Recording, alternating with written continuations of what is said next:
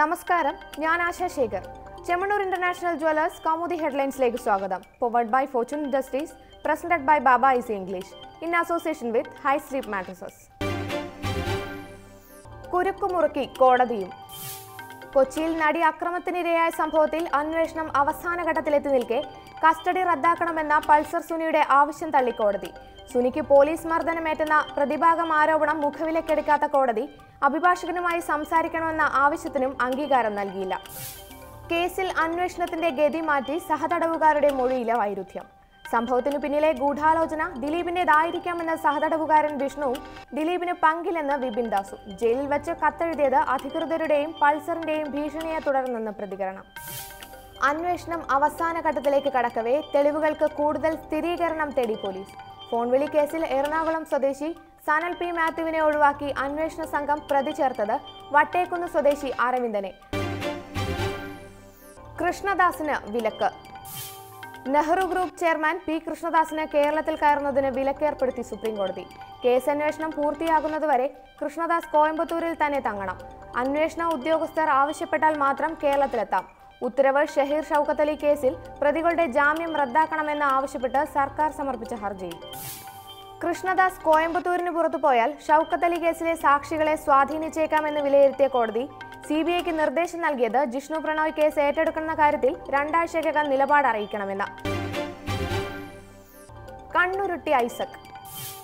സംസ്ഥാനത്ത് GSTയുടെ മറവിൽ നടക്കുന്ന കൃത്രിമ വിലക്കയറ്റത്തിനെതിരെ ആഞ്ഞടിച്ച് ധനമന്ത്രി തോമസ് ഐസക്. ചരക്കുസേവന നികുതിയുടെ പേരിൽ ഉൽപ്പന്നങ്ങൾക്ക് വില കൂട്ടുന്നവർക്കെതിരെ കർശന നടപടി സ്വീകരിക്കും.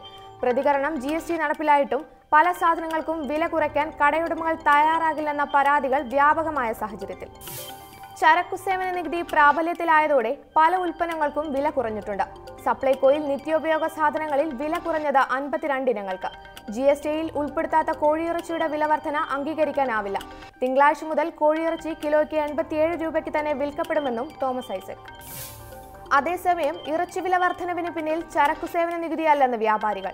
പൗൾട്രി ഫാമുകൾ കൊള്ളലാഭമുണ്ടാക്കുന്നു എന്ന പ്രചരണം അടിസ്ഥാനരഹിതം. വിനയായത് GSTയുടെ വരവോടെ കോഴിവില കുത്തനെ ഇടിയുമെന്ന ആശങ്കയിൽ കേരളത്തിലെ കർഷകർ ഉൽപാദനം കുറച്ചതും സാഹചര്യം മുതലെടുത്ത് തമിഴ്നാട് ലോബി വൻ വർധനവ് വരുത്തിയതും. മലയാളികളെ തിരിച്ചറിഞ്ഞു. കേരളത്തിൽ നിന്ന് ഭീകര സംഘടനയായ ഇസ്ലാമിക് സ്റ്റേറ്റിൽ ചേർന്ന് കൊല്ലപ്പെട്ട 4 മലയാളികളെ തിരിച്ചറിഞ്ഞ് ദേശീയ അന്വേഷണ ഏജൻസി. മുർഷിദ് മുഹമ്മദ്, ഹാഫിസുദ്ദീൻ, യഹിയ എന്നിവർക്ക് പുറമെ മരിച്ച 4ാമൻ പാലക്കാട് സ്വദേശി സിബി ആയിരിക്കുമെന്ന് NIA. മലയാളികളുടെ മരണവിവരം സ്ഥിരീകരിച്ചത് ഇസ്ലാമിക് സ്റ്റേറ്റ് പ്രചരിപ്പിക്കുന്ന കേരളത്തിൽ നിന്നുള്ള ISന്റെ രക്തസാക്ഷികൾ എന്ന വീഡിയോ പരിശോധിച്ച്. അഴിച്ചാൽ തീരാത്ത കുരുക്ക്. കാലിത്തീറ്റ കേസിനു പിന്നാലെ ലാലുവിന് പുതിയ കുരുക്കുമായി CBI. റെയിൽവേ മന്ത്രിയായിരിക്കെ ലാലു നൽകിയ കരാറുകളിലെ ക്രമക്കേടുകളിൽ RJD മേധാവിക്കും ഭാര്യ റാബ്രി ദേവിക്കും മകൻ തേജസ്വി യാദവിനുമെതിരെ കേസ്. ക്രമക്കേടുകൾ കണ്ടെത്തിയത് 2006-ൽ റാഞ്ചിയിലും പുരിയിലും റെയിൽവേ ഹോട്ടലുകളുടെ നടത്തിപ്പിനായി സ്വകാര്യ സ്ഥാപനത്തിനു നൽകിയ കരാറുകളിൽ. പ്രത്യുപകാരമായി ലാലുവിനും കുടുംബത്തിലും പാട്നയിൽ കോടികൾ വിലമതിക്കുന്ന ഭൂമി ലഭിച്ചതായി CBI.